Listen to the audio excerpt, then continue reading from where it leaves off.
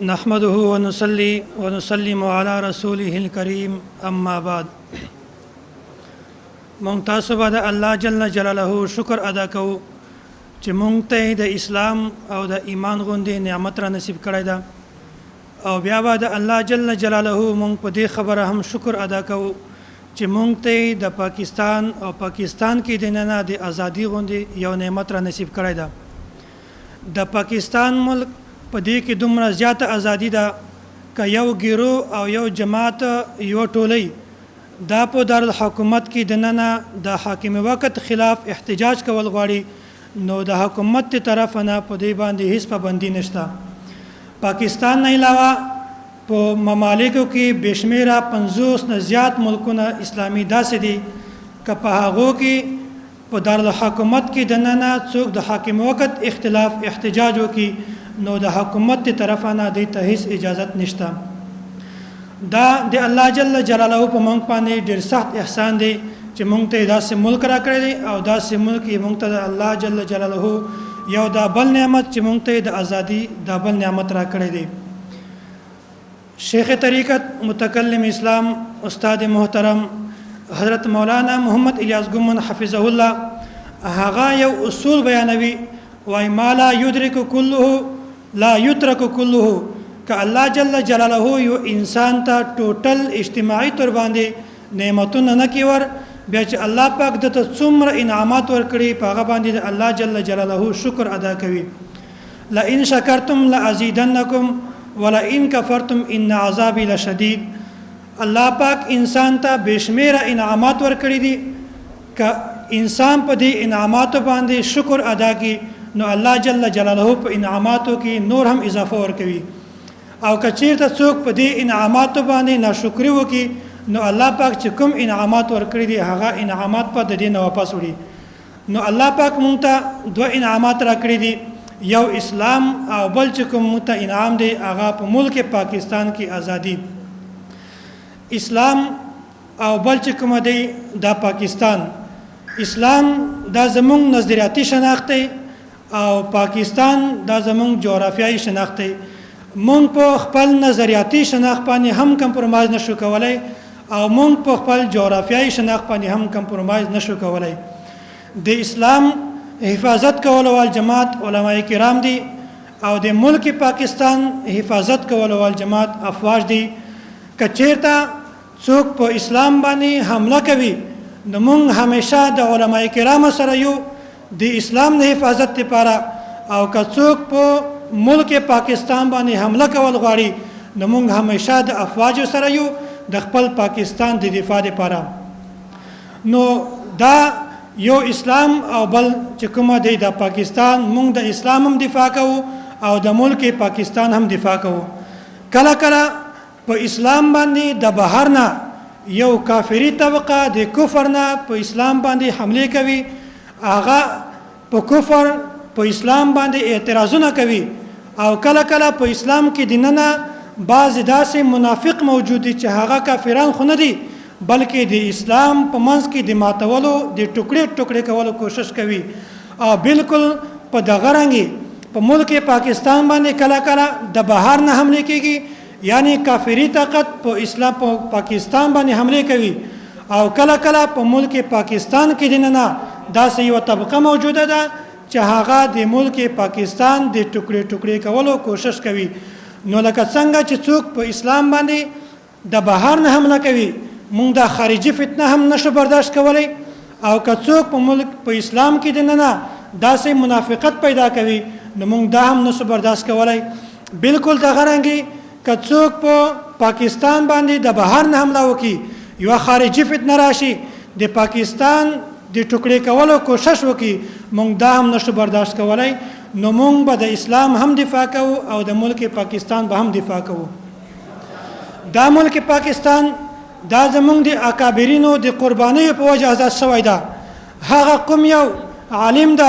هغه کوم یو علماء دیوبند غټ غټ عالمان دي شيوخ دي چې هغه د ملک پاکستان په ازادۍ کې خپل کردار نه ادا کړی ډیر زیات علماء کرام دي چې هغه د دې ملک په ازادۍ کې خپل کردار ادا کړی دی بانی پاکستان قائد اعظم محمد علی جناح هغه بیانوي وای د پاکستان په علما کې یو ډېر غټ عالم دی چې د هغه علم او تقدس د تل په یو سر کې کېږي او د نور علما د نور خلکو علم او تقدس د تل په بل طرف کې کېږي نو دا علم دا یو عالم دومره طاقتور دی د دې علم او تقدس دومره زیات دی چې د دې نور نه زیات د حمایت مونږ ته کافي ده هغه یو عالم دی چې په دیهات کې اوسېږي دا غنم مولانا اشرف علي تانوي رحمت الله علیه دی کچیرته دا زمونږ حمایت کوي د مسلم لیگ ته حمایت حاصل ده دا د مونږ لپاره کافي ده او نور څوک که د مونږ حمایت کوي یا زمونږ مخالفت کوي مونږ ته د دې هیڅ پروا نشته او مولانا اشرف علي تانوي رحمت الله علیه هغه چې کله د دې دنیا نه ولاړو نو هغې نه بعد 15 کسان د دعوت الحق د منبع نه د حضرت ته تعزیت لپاره تانه بون ته راغلي وو هغه وویل چې موږ څو ورځې مخکې د قائد اعظم ته د تبلیغ دپاره تللي وو نو قائد اعظم سره چې موږ کله ملاقات وشو قائد اعظم موږ ته وویل وای په دې قریب وخت کې په هندوستان کې په ټولو عالمانو نه زیات عالم کوم یو دی چې هغه اوس وفات شوی دی وای موږ ځین کې و چې هغه به مولانا اشرف علي تانوي رحمت الله علیه وي موږ قائد اعظم ته وویل چې ته مونږ ته وښیه هغه کوم یو عالم ده نو قائد اعظم محمد علي جناح هغه دا وویل د دې کمرې نه ولاړو بلې کمرې ته هغې نه یو فایل راوچت کو هغه فایل کې د نن تحریرونه وو کله چې ده هغه فایل راوړ فایل یې زموږ مخ ته کولاو کو او د هغې نه یو تحریر راوکیش او ویې ویل چې دا تحریر کوم عالم لیکلی ده مونږ ورته وویل چې دا مولانا اشرف علي تانوي رحمت الله علیه لیکلی ده هغه د مولانا اشرف علي تانوي رحمت الله علیه په باره کې ډېرې تعریفي جملې استعمال کړې او په هغې کې دا جمله هم استعمال کړله چې دغه هغه عالم دی چې د دې حمایت مسلم لیگ ته حاصل دی دې نه علاوه که نور خلک د مسلم لیگ حمایت کوي یا د مسلم لیگ مخالفت کوي مونږ ته د دې هیڅ پروا نشته حضرت مولانا اشرف علي تانوي رحمت الله علیه دا یو داسې عالم و داسې د کردار او داسې نور علماء دیوبندو هم داسې کردار ده حضرت مولانا ظفر احمد عثماني رحمت الله علیه هغه بیانوي وایي زه یو مولانا اشرف علي تانوي رحمت الله علیه وروغوښتم او ما ته یې وویل چې زه خو زیات خوبونه نه وینم خو ما نن یو خوب لیدلی ده چې د هغه خوب زه تا ته تعبیر بیانوم خوب دا دی چې زه په خوب کې وینم چې یو د محشر مجلس لګېدلی ده هغه کې علما ناستي صلاحان ناستي او نیک خلک ناستي په هغې مجلس کې یو کس زه وینم چې قائد اعظم محمد علي جناح ده هغه لباس هغه کرته عربي لباس ده هغه په کرسۍ باندې ناسته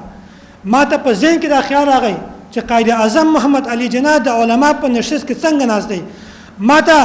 یو وهبي یو غیبي اواز راغی ما ته وویل چې دا قائد اعظم محمد علي جناح دا نن سبا د دین دومره زیات خدمت کوي چې دی د دې منصب تشتن جوړ شوی ده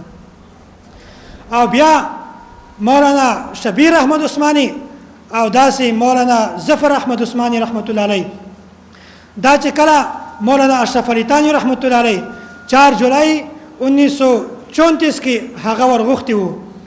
هغه ورته وویل چې د ما اخري وخته زه د دې دنیا نه ځمه زه چې کله د دې دنیا نه ولاړ شم په تاسې دواړو کې به یو کس هغه ما ته جنازه راکوئ او یو کس په قائد اعظم محمد علي جناح ته جنازه ورکوئ او داسې د دواړو پیشنګویي هغه بالکل صحیح ثابته شوله مولانا ظفر احمد عثماني رحمت الله علیه هغه مولانا اشرف علي تانوي رحمت الله علیه ته جنازه ورکړه او داسې مولانا شبیر احمد عثماني رحمت الله علیه هغه قائد اعظم ته جنازه ورکړه او داسې چې کوم نور حسین دا د قائد اعظم محمد علي جناح ADC تیر شوی و دا د اخیره وخته پورې د قائد اعظم محمد علي جناح سره و نو دی بیانوي و یو ځلې د دې وخت کوم وزیر اعظم لیاقت علي خان هغه راغی د قائد اعظم تیمارداري کوله هغه بیمار پرسي کوله کله چې د دې 1 to 1 ملاقات شروع په ملاقات قائد اعظم محمد علي جناح د وزیر اعظم ته ډیر زیات هدایت او ډیر زیات وصیت ورته وکړو په دې وصیت کې لیاقت علي خان ته وویل وای ته به داسې کوي چې زه د دې دنیا نه روان یم د ما آخري وخته نو یوه خبره یاد ساته چې د ما جنازه به د دیوبند عالم مولانا شبیر احمد عثماني رحمت الله علیه پړاوي او بالکل داسې وشول کله چې دغه وزیر اعظم لیاقت علی خان د قائد اعظم د ملاقات نه راوپس شو د نور حسین ډي سي دفتر ته راغی په هغه کې د ډایرکټ کال وکړو کراچۍ ته ټلیفون وکړو اول ته ورته وویل چې ما ته قائد اعظم محمد علي جناح یو وصیت کړی دی هغه دا وصیت چې څو ورځې د مولانا شبیر احمد عثماني رحمت الله علیه هغه د په کراچۍ کې پاتې شي او د ما طبیعت ډېر سخت خراب ده او زه په دې قریبه زمانه کې د دې دنیا نه روان یم او قائد اعظم محمد علي جناح ما ته دا وصیت کړی دی چې د ما جنازه به مولانا شبیر احمد عثماني رحمت الله علیه پڑھاوي او بالکل دا د علماء دیوبند کردار دی که چیرته پاکستان باندې مشکل حالات راغلی وي علماء دیوبند همیشه سینه دراز ورته نیولې ده علماء دیوبند همیشه د دې د دفاع لپاره ولاړ دي او که چیرته په اسلام باندې مشکل وخت راغلی ده علماء دیوبند بیا هم تیار ورته ولاړ دي کله چې مفتی مولانا شبیر احمد عثماني رحمت الله علیه د قائد اعظم جنازه وکړه په دې جنازه کې 4 لکه خلک موجود وو او مولانا شبیر احمد عثماني رحمت الله علیه هغه په دې جنازې نه بعد فرمایل وای د قائد اعظم په جدای نه د قائد اعظم په وفات نه صرف پاکستان ته صدمه او تکلیف نه رسیدلی بلکې پورا عالم اسلام ته تکلیف رسیدلی ده نو ما دوه خبرې تاسو مخکې عرض کړلې یو اسلام دی او بل پاکستان دی زمونږ شیخ زمونږ استاد هم دا فرمایي چې مونږ به د اسلام دفاع هم کوو او د ملک پاکستان دفاع هم کوو که چیرته په اسلام باندې مشکل حالات راغی هغه ته د مونږ ضرورت وو نو مونږ به همیشه د اسلام دفاع کوو او که چیرته په ملک پاکستان باندې مشکل وخت راغی نو پاکستان ته زمونږ ضرورت وو مونږ به همیشه د پاکستان دفاع کوو الله جل جلاله دې مونږ تاسو ته د اسلام او د پاکستان غوندوی د نعمتونو قدر را نصیب کی او الله پاک دې مونږ ته د دې د حفاظت کولو توفیق را نصیب کی واخر دعوانا ان الحمد لله رب العالمین